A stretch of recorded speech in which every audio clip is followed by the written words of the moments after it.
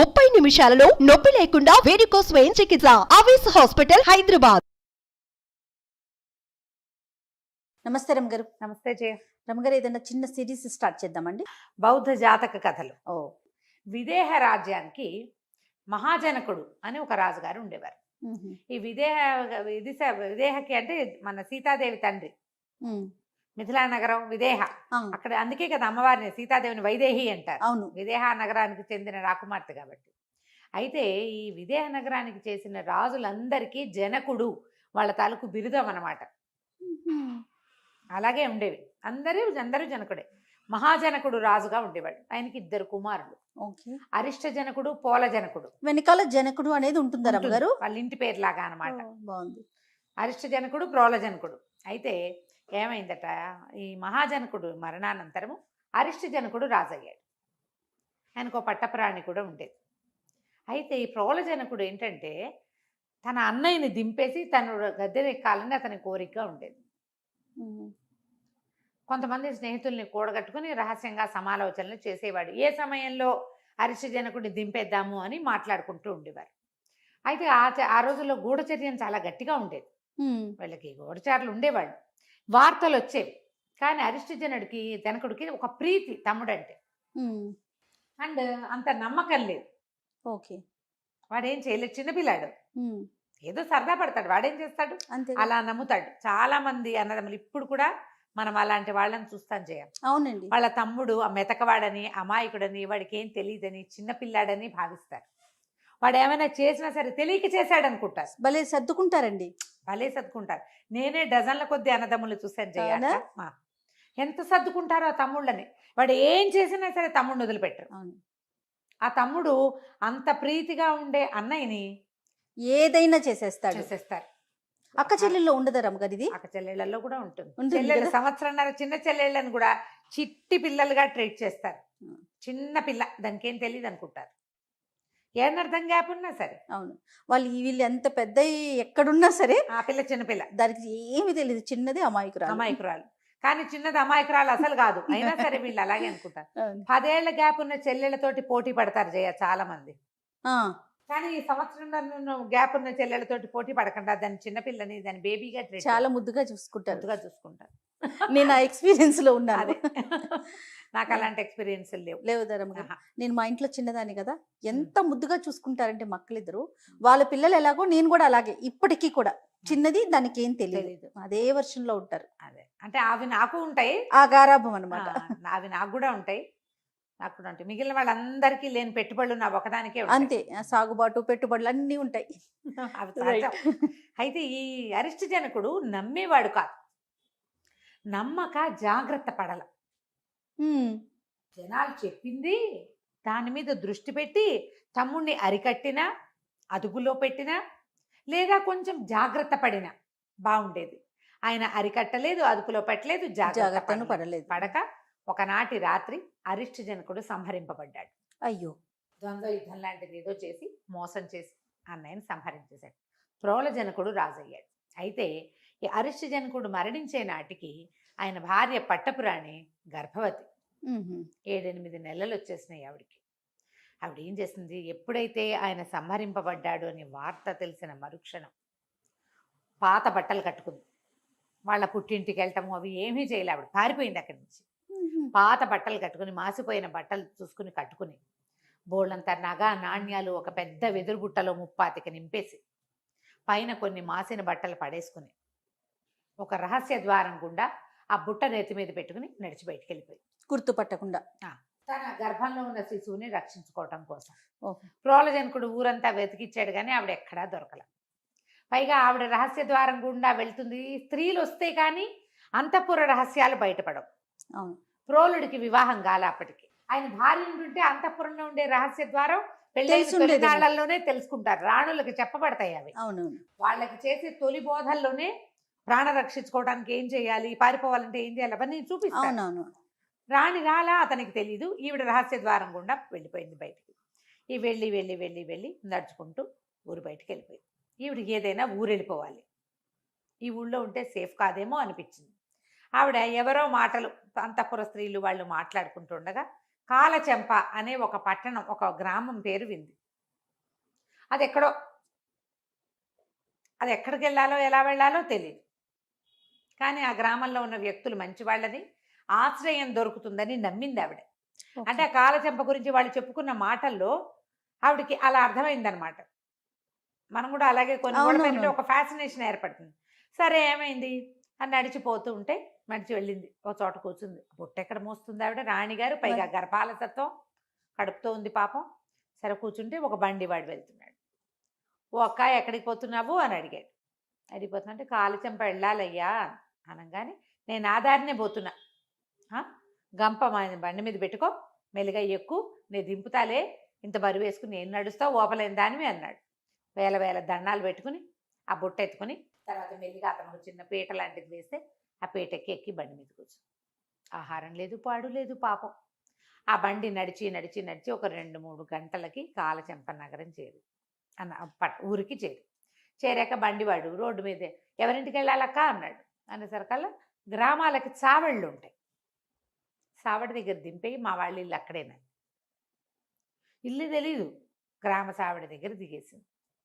దిగాక ఏం చెయ్యాలి, సరే చూస్తూ ఏం చేసింది, ఆ పక్కనే చావడికి ఓ పక్కనే కాలువ ఉంది, వాళ్ళు వీళ్ళు కాలువలకి స్నానాలకు వెళ్తున్నారు. సరేలే ఎవరైనా ఆశ్రయం ఇవ్వకపోతారని ఆ బొట్టు ఏడ్చుకుంటూ పోయి ఆ చావట్లో కూర్చునేసరికల్లా ఆ దారిన ఒక బ్రాహ్మణ ఆయన తన శిష్యుల సమూహంతో నడిచేస్తున్నాడు. నడిచొస్తూ కొత్త మొహాలు కనపడితే పల్లెటూళ్ళలో ఇప్పటికీ మన ఊళ్ళలో అడుగుతారు ఎవరింటికి అని. ఈ కడుపుతో ఉన్న ఆవిడని చూసేసరికల్లా ఆయనకి ఏమనిపించింది, మాసిన గుడ్డగట్టు ఉంది కానీ ఇప్పుడు మొహం మాపు కాదు. కనిపెట్టి శిష్యులు నాపి ఆ లోపలికి వెళ్ళాడు. సావిట్లో ఒక అడిగేసి, అమ్మ ఎవరు మీరన్నాడు. ఈవిడ బ్రాహ్మణ్ణి చూసేసరికి దండం పెట్టి, అయ్యా నేను పట్టపురాణిని, అరిష్టజనకుడిని సంహరించారు, ఇంకో దారి లేక నేను ఇలా పారిపోయి వచ్చేసాను అనేసరికల్లా, నాకు ఆశ్రయం దొరుకుతుందా ఈ ఊళ్ళో, దానికి ఏముందమ్మా, నువ్వు ఒక పని చేయి, నోరు నేడుస్తున్న కాళ్ళ మీద పడు, నేను మా ఇంటికి తీసుకెళ్ళిపోతా అని చెప్పాడు. చెప్పంగానే ఆవిడ ఏడుస్తూ వచ్చి కాళ్ళు పట్టుకుంది. జనాలంతా చూశారు, శిష్యులు పరిగెత్తుకొచ్చారు, ఆవిడెవరో ఏడుస్తుంది గురుగారు కాళ్ళు పట్టుకుంటుందని. ఆ గురుగారు ఆమెను లేవదీసేసరికి శిష్యులంతా అడిగారు, ఏంటండి ఎందుకండి ఆవిడ ఏడుస్తుందంటే, ఇది నా కడగొట్టు చెల్లెలు, నేను మా ఊరు వదిలిపెట్టాక పుట్టిందిట, మా అమ్మ గడుపుతూ ఉంది నేనున్నప్పుడు, నేను వచ్చేసాక పుట్టింది, పాపం భర్త ఎక్కడికో వెళ్ళిపోయాట, నన్ను వెతుక్కుంటూ ఈ ఊరు వచ్చింది, నా పేరే నన్ను అడుగుతోంది, నా దురదృష్టం నా అదృష్టమో అని, పదండ్రా ఈ బొట్ట ఎత్తుకోండి, అమ్మాయిని ఇంటికి తీసుకెళ్దామన్నాడు. బ్రాహ్మణుడి చెల్లెలు, పోనీలే, బాగుంది కదా, మంచి ఆలోచన. ఎవరో ఆశ్రయం ఇచ్చాడు కాదు చెల్లెలు, భర్త లేడు, ఆవిడ దగ్గర సువాసన చిహ్నాలు ఏం లేవు, విధవరాలని చెప్పుకునేవాళ్ళు ఊళ్ళో అంతా, ఆవిడకి పేరు లేదు, బ్రాహ్మణ ఆయన చెల్లెలు అంతే. ఆవిడ ఇక్కడికి వచ్చాక ఆయన శుభ్రంగా ఆవిడ స్నానం అది చేయించి, అమ్మ స్థిమితంగా ఉండు, ఇంతమంది శిష్యులు తింటున్నారు, నువ్వు ఒక్కదానివి బరువు కాదు, నీ బిడ్డ బరువు కాదు నాకు అంటే, ఆవిడ తన బుట్ట చక్కగా ఓ పక్కన జాగ్రత్తగా పెట్టుకుంది. వాళ్ళు ఎవ్వరూ ఆవిడ బుట్ట జోలికి రాల. ఆ బుట్ట కిందంతా బంగారం ఉంది, వస్తువులు ఉన్నాయి కదా, ఆవిడ బ్రాహ్మడి చేతిలో పెట్టలేదు. తెలివిగలది ఆయన వద్దన్నాడు, ఆయన ఈవిడ నుంచి ఏం ఆశించాలి, ఆశ్రయం ఇచ్చాడు అంతే. అక్కడి నుంచి ఆవిడ ఆ ఇంట్లో ఆ పని చేసేది, ఏదో సహాయం చేసేది వాళ్ళ ఇంట్లో. యువతలుండి అంటే విధవరాలు అన్ని పనులు చేయకూడదు, అలాంటివి ఏవో ఉంటాయి కదా, యజ్ఞాలు చేసే కాలం కదా. సరే కొన్నాళ్ళకి ఈవిడికి చక్కటి మగపిల్లవాడు పుట్టాడు. ఈవిడ తన మామగారి పేరైన మహాజనకుడు పేరు పెట్టుకుంది పిల్లవాడికి. మహాజనకుడు అని పిలిచేవాళ్ళు, నడిచేది. అయితే మహాజనకుడు మమిత చురుకు, చాలా జనముద్దైన పిల్లాడు. ఏదో ఆటలాడుకోవడానికి దానికి దీనికి మొదట 2-3 ఏళ్ళు ఇళ్లలో ఉంటారు, 5 ఏళ్ళు వచ్చేసరికల్లా పిల్లలు రోడ్ల మీదకి పడిపోతారు. ఒక 8-10 ఏళ్ళు వచ్చేసరికల్లా గట్టిగా ఎదిగాడు పిల్లాడు, చాలా బలమైన వాడు. ఏదైనా ఆటల్లో పాటల్లో ఎవరినైనా కొట్టేవాడు, కొట్టంగానే తగాదాకు వచ్చేవాళ్ళు. అయితే ఆ పిల్లలు ఏం చెప్పారంటే, ఆ విధవరాలు లేదు, ఆవిడ కొడుకు కొట్టాడు మమ్మల్ని అనేవారు. అలాగే చెప్పుకుంటారు కదా ఊళ్ళల్లో.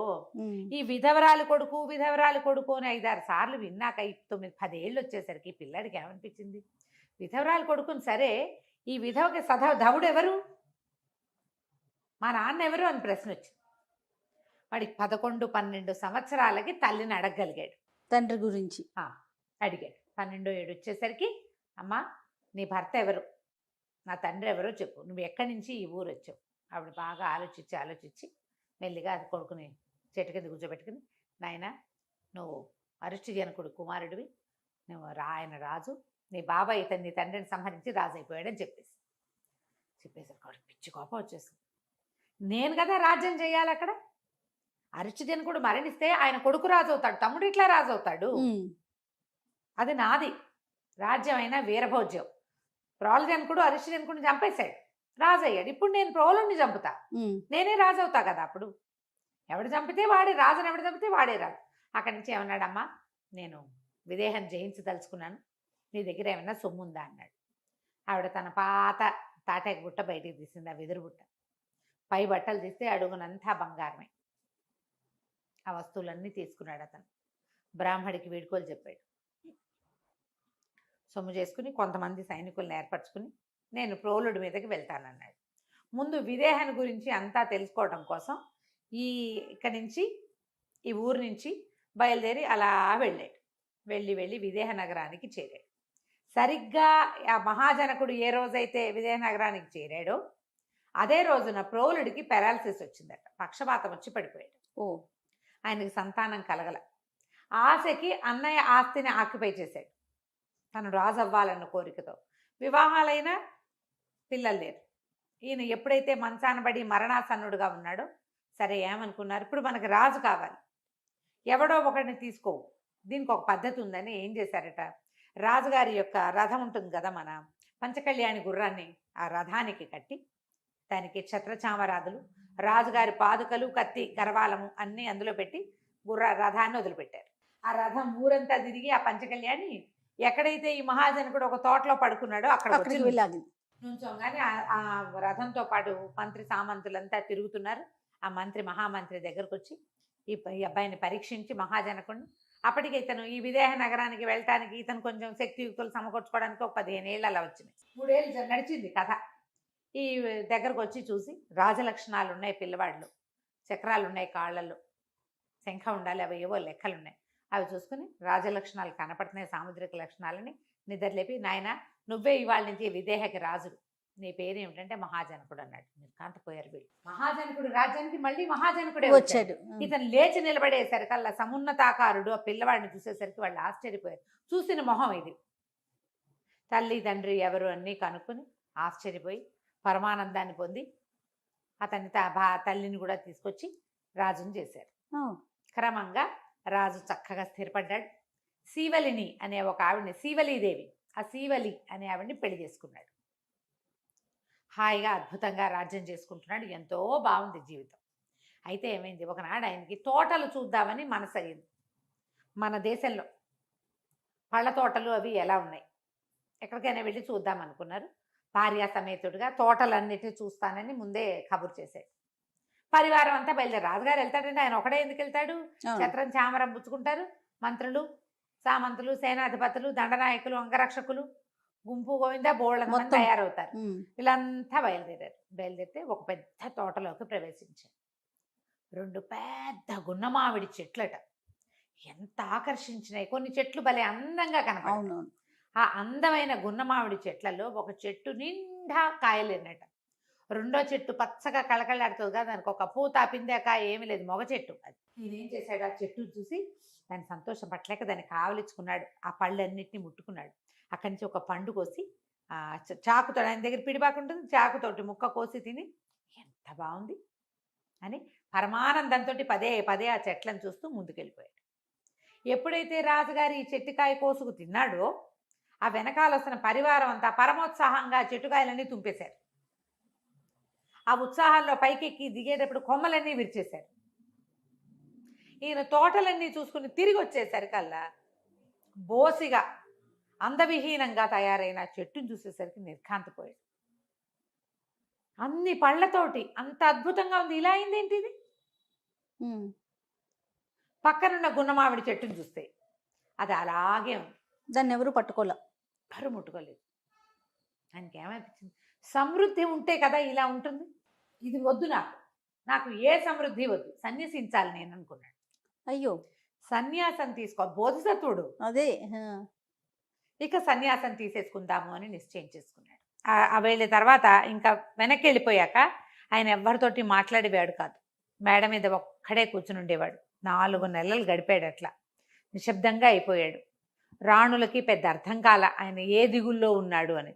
ఒకరోజు ఒక సేవకుని పిలిచి మంగళని తీసుకురా అని చెప్పి క్షవరం చేయించేసుకున్నాడు గుండు. రెండో సేవకుని పిలిచి ఒక కాషాయ వస్త్రము, ఒక మట్టి పాత్ర, ఒక దండము పట్టుకురా అని చెప్పాడు. ఈ క్షవరం అవ్వగానే ఆ దండం సంకలో పెట్టుకుని ఆ మట్టి పాత్ర పుచ్చుకుని ఆ కాషాయ వస్త్రాలు వేసుకుని దిగెళ్ళిపోయాడు. రాణిగారి కింద ఎవరికో ఏదో పని పురమాయిస్తుంది. ఈయన చూసి ఎవడో భిక్షుకుడు అనుకుని మాట్లాడకుండా ఊరుకుంది. చూసి గుర్తుపట్ల భర్తని. మరి ఆయన ఏ బట్టల్లో ఉంటాడు, ఎటా ఉంటాడు? ఇంత పెద్ద జులపాల జుట్టు ఆయనకి. జులపాలు మొత్తం గీయించేసుకున్నాడు. కాసేపు అయ్యాక రాజుగారు రాజు వచ్చింది. తీరా చూసేసరికి మేడ మీదకి వెళ్తే అక్కడ జుట్టు ఉండేసరికి ఆవిడ నిర్ఘాంతపోయింది. క్షవరం ఎవరు చేయించుకున్నారు ఈ సమయంలో? అసలు ఏడి రాజు అంటే ఆయనేనమ్మని ఇవి తెమ్మన్నారు, వేసుకున్నారు, వెళ్ళిపోయారు. అంతే రాణి మిగిలిన రాణులందరినీ పుచ్చుకుని పరిగెత్తింది రాజుగారు వెళ్ళిన దిక్కుకి. ప్రజలంతా పరిగెత్తుకొచ్చారు. నేను సన్యాసం పుచ్చుకున్నాను, మీరందరూ వెనక్కి వెళ్ళిపోండి అని చెప్పాడు. మీరు సన్యాసిస్తే మాకేం దిక్కు అని ఆవిడ వలవలా ఏడ్చింది. అందరూ రాణులంతా ఏడ్చారు. వెనక్కి వచ్చేయండి ప్లీజ్ ప్లీజ్ అని బతిమలాడారు. ఆయన ఒప్పుకోలే. నేను సన్యసించేసా, ఇంకా వెనక్కి వచ్చేది లేదు, వెనక్కి రాను. దీర్ఘాయువు అని ఈయనకు ఒక కుమారుడు ఉన్నాడు, దీర్ఘాయు జనకుడు. అబ్బాయి చక్కగా ధర్మంగా దీన్ని రాజ్యాన్ని పరిపాలించేలాగా చేయి, సీవల్ని నువ్వు వెనక్కి వెళ్ళిపోమన్నాడు. వినలేదు ఆవిడ. ఏడుస్తూ ఆయన వెనకాల పడి వెళ్ళింది. ఆవిడ రాణిగారు, రాణులు, ఇంకా అంతఃపురంలో ఉన్న వాళ్ళంతా పిల్లలతో సహా వెనకాల పడితే ప్రజలంతా ఆయన వెనకాల వచ్చారు. ఇవిడేం చేసింది, సైనికులను పిలిచి ఒరే ఊరంతా అక్కడక్కడ మంటలు పెట్టించండిరా అని చెప్తే అక్కడక్కడ ముళ్ళకంపలన్నీ వేసి అంటించారు. నగరం ఇప్పుడు ఓ చోట కాలుతూ ఉంటే దాని పొగ ఎట్లా వస్తుంది వాసన. అక్కడి నుంచి ప్రభువు చూసారా మీ నగరం అంతా తగలబడిపోతోంది, ఏదైనా చెయ్యండి అని కేకలు పెట్టింది. ఆయన వెనక్కి తిరిగి చూడాల. నా నగరం ఏమిటి, దాన్ని ఎప్పుడూ వదిలేశాను, నేను సన్యసించాను. ఈ నగరం నాది కాదు, ఈ ప్రజలు నా వాళ్ళు కాదు, ఈ ఆస్తి ధ్వంసమైన అది నాది కాదు, నేను అన్నింటినీ వదిలిపెట్టేశాను, ఇంకా నాదేముంది. ఇవిడ ఏం చేస్తుంది ఇప్పుడు, సైనికులు ఒరే వాటన్నింటినీ చల్లబట్టండి రా అని వాళ్ళ వెనకాల పరిగెత్తింది. ఆయన వెనకాల ఎంత బతిమలాడినా సరే ఆయన వెనక్కి రావట్లేదు. ఆయన ఏం చేశాడు, వీళ్ళంతా మొత్తం నగర ద్వారాలు దాటి వచ్చేస్తున్నారు. వెనక్కి తిరిగాడు. ఈ రాజ్యం ఎవరిది అని అడిగాడు. తమదే ప్రభు అన్నది. ఇక్కడ ప్రభు ఎవరు, తమరే అనగానే ఒక కర్ర పెట్టి ఒక దండం పెట్టి ఒక గీత గీశాడు. ఈ గీత దాటిన వాడిని శిక్షించాలి అనగానే ప్రజలంతా ఆగిపోయారు, రాణులు ఆగిపోయారు. ప్రభువాజ్ఞ ఎట్లా తప్పుతారు? ఆయన బాగా 4 బార్లు నడిచి వెళ్ళిపోయాడు. ఇవిడ ఇంకా ఆగలేకపోయింది ఉద్వేగంతో భర్త కోసం. గీత దాటి పరిగెత్తింది ఆయన వెనక. ఆవిడ ఎప్పుడైతే రాణిగారు గీత దాటేసిందో మిగిలిన వాళ్ళంతా దాటేసి పరిగెత్తారు. పరుగులు పెట్టి వెనకాల పడి వెళ్ళింది. ఎంత అడిగినా సరే ఆయన ససేమిరా రానన్నాడు. ఇక మిగిలిన వాళ్ళంతా విసిగిపోయి ప్రజలు చల్లగా సర్దుకున్నారు. ప్రజలు ఆగాక రాణులు కూడా ఆగిపోయారు. ఆ సీవల్ని మాత్రం భర్తని వదలలేక ఆయన వెనకాల పడి వలవలా ఏడుస్తూ దుఃఖపడుతూ, ఒక్కదాన్నే ఒంటరిగా వెళ్ళమన్నావా నన్ను, ఒంటరిగా నా జీవితం ఎట్లా గడుస్తుంది అంటే, చెప్పాను కదా నిన్ను దీర్ఘాయువుని బాగా రాజ్యం చేసేలాగా చెప్పని ధర్మం ఉపదేశించు, పిల్లవాడు తప్పులు చేయకుండా చూసుకో, వదిలేశాను, నువ్వు వెనక్కి వెళ్ళిపోమన్నాడు. ఆయన వెళ్ళే దిక్కు మార్చుకొని ఇంకో దిక్కుకు మళ్ళాడు. అయినా సరే నడుచుకుంటూ ఆయన వెనకాలే పడిపోయింది. సరే నీతో వచ్చేస్తా, పిల్లాన్ని మిగిలిన రాణులు చూసుకుంటారు, సైన్యం ఉంది, సైనికులు ఉన్నారు, మంత్రులు ఉన్నారు, సేనాధిపతులు ఉన్నారు, ప్రజలు ఉన్నారు, ముందు వాళ్ళంతా జనక రాజ్యం కావాలని కోరుకునేవాళ్ళు. పిల్లాన్ని వాళ్ళు చూసుకుంటారు, నీతో పాటు నన్ను కూడా రానివ్వు, నువ్వు ఎక్కడుంటే నేను అక్కడ ఉంటాను, నిన్ను వదిలిపెట్టలేను. కొంతమందికి అట్లా వ్యామోహం ఉంటుంది, పాపం ఉంటుంది కదా, ఉంటుంది. భర్త వ్యామోహం, భార్య వ్యామోహం అవి ఉంటాయి, వదిలిపెట్టలేదు. అన్నీ వదిలేసినా ఆ మనుషులను వదలలేని గుణం. నువ్వు సన్యాసం పుచ్చుకున్నా సరే నన్ను నీతో ఉండనివ్వవా అని వెనకాల వచ్చింది. వస్తే ఏమైంది, అక్కడ ఒక పిల్ల ఒక చేటతోటి చెరుగుతోందట. ఈయన ఆ పిల్లని చూసేసరికి ఆయనకు ఒక ఐడియా వచ్చింది. ఈ భార్యకి బుద్ధి చెప్పాలనుకున్నాడు. ఆ పిల్ల ఒక చేతికి ఒక్క గాజు వేసుకుని రెండో చేతికి 2 గాజులు ఉన్నాయి. చేట పెట్టి చెరుగుతుంటే టిక్కు టిక్కు అని ఒక గాజులు మోగుతున్నాయి. ఒక గాజు ఉంటే మోగుతుందా? మోగదు. 2 గాజులు మోగుతాయి కదా. అక్కడి నుంచి ఈయన అడిగాడు, ఏమమ్మా చెరుగుతున్నావు సరే, ఒక చెయ్యే మూత చేస్తుంది, రెండో చెయ్యి మూత చేయట్లేదు ఏమిటమ్మా అన్నాడు. అనేసరికల్లా ఇది ఒక్కటే ఉంది కాబట్టి మూత చేయదండి, రెండోది అనర్థం, అందుకే మూత చేస్తుంది అది అనగానే ఆయన వెనక్కి తిరిగాడు భార్యగా. చూసావా, రెండోది ఉంటే ఇట్లా అవుతుంది అనర్థం. ఆ పిల్ల చూడు ఎంత సూటిగా చెప్పిందో. రెండవది అనర్థం, నేను ఒక్కడనే ఉండాలి, నిన్ను తీసుకెళ్తే అనర్థం. ఆ పిల్ల చెప్పిన నీతి నేను దాటిన వాడిని అవుతా. ఒకటి ఉంటే గుట్టుగా ఉంటుంది, నోరు మూసుకుని. అంటే ఆవిడ కాసేపు ఏడిచింది, మళ్ళీ వెనకాల పడింది. ఓయ్ మళ్ళీ వెనకాల పడి వెళ్ళింది. ఆయన ఇంకా ఇంకా ముందుకెళ్ళాడు. ఒక కమ్మర ఆయన బాణాలు చేస్తున్నాడు. బాణం చేస్తూ ఇప్పుడు ఆ బాణాన్ని సూటిగా వచ్చింది, సన్నగా పొడుగ్గా చేస్తా, సూటిగా వచ్చింది, కళ్ళు ఒక కన్ను మూసుకుని ఇట్లా చూస్తున్నాడు. ఈయనకు తట్టింది ఇంకొక ఐడియా. మళ్ళీ అన్నాడు, అడిగాడు ఒక అమ్మరాయన, ఎందుకు నువ్వు బాణాన్ని రెండు కళ్ళతో చూడకుండా ఒకదాంతో చూస్తావంటే, అయ్యా ఒక్క కంటితో చూసిన సూటి రెండో కంటితోటి రాదండి, రెండోది ఎప్పుడు అనర్థమే. ఒక కంటితో చూడండి, ఇలాగా మనం సూదులకు దారం ఎక్కించాలంటే కూడా కన్ను మూసుకుంటే బాగా వెళ్తుంది. ట్రై చేయండి. అవును, రెండు కళ్ళతోటి చూడం మనం. ఒకదాంతో చూసిన చూపు సూటైన చూపు. రెండోది అనర్థం అనగానే భార్య వైపు తిరిగాడు. చూసావా, చూపే అనర్థం. రెండో వాళ్ళు ఉండకూడదు, సన్యాసానికి రెండో వాళ్ళు పనికిరారు, నువ్వు వెనక్కి వెళ్ళిపోమన్నాడు. ఆవిడ ఏడుస్తూ వెనకాల పడి పడి పడి పడి ఇంకా విసిగిపోయి కాళ్ళు చేతులు అన్నీ దెబ్బలు కొట్టుకుని దుఃఖంతో సరే సెలవా, నేను వెనక్కి వెళ్ళిపోతానని అడిగింది. ఆయనేమో పరివ్రాజకుడైపోయి వెళ్ళిపోయాడు, సన్యాసం పుచ్చుకుని వెళ్ళిపోయాడు బయటికి. ఆవిడ మెల్లిగా నడుచుకుంటూ వెనక్కి వచ్చింది. నిదానంగా నడుస్తుంటే ఆవిడకి ఒకటి ఒకటి ఒకటి భర్త చెప్పిన మాటలు తట్టడం మొదలుపెట్టినాయి. రెండోది ఎప్పుడు అనర్థమే, ఒకటే ఉండాలి. రెండో దానివల్లే చింత, రెండో దానివల్లే చీకు, రెండవది ఉంటేనే అవసరాలు ఎక్కువ. ఆలోచన బాగుంది కదా. అలాగని అందరూ సన్యాసం పుచ్చుకుంటారా? సన్యాసం పుచ్చుకున్న వాళ్ళ మనస్తత్వం వేరు, వాళ్ళు ఇలా ఆలోచిస్తారు. ఆవిడ వెనక్కి వచ్చింది. ప్రజలంతా పడిగాపులు పడుతూ కొంతసగం మంది అక్కడే నుంచున్నారు ఆ కోటగోడల దగ్గర. పదండి ఆయన, మహారాజు మనకి ఇక్కడ లేడు, దీర్ఘాయువే మన రాజు అని చెప్పి వెళ్ళిపోయింది భవనంలోకి. పిల్లవాడిని రాజుని చేసింది, కానీ ఆవిడికి అంతఃపురంలోకి అడుగు పెట్టలేదట. ఒక చిన్న పాక లాంటిది వేయించుకుని రాజభవనానికి పక్కగా ఆవిడ ఒంటరిగా ఆవిడ అక్కడ ఉండేది, పిల్లాన్ని చూసుకునేది. తర్వాత దీర్ఘాయు జనకుడు రాజయ్యాడు. అతని తర్వాత కూడా కొన్ని తరాల పాటు జనకరాజ సంతతే ఆ విదేహాన్ని పరిపాలించింది. ఈయన మాత్రం మన మహాజనకుడి స్వరూపంలో ఉన్న బోధిసత్వుడు తన అంత్యం వరకు తపస్సు చేసుకుని కలిసిపోయాడు గాల్లో. కథ కంచికి మనం ఇంటికి. అద్భుతం. నమస్తే రమగారు. నమస్తే. సుమన్ టీవీలో మీ పర్సనల్ అండ్ బిజినెస్ ప్రమోషన్స్ కోసం కింది నెంబర్కి కాంటాక్ట్ చేయండి.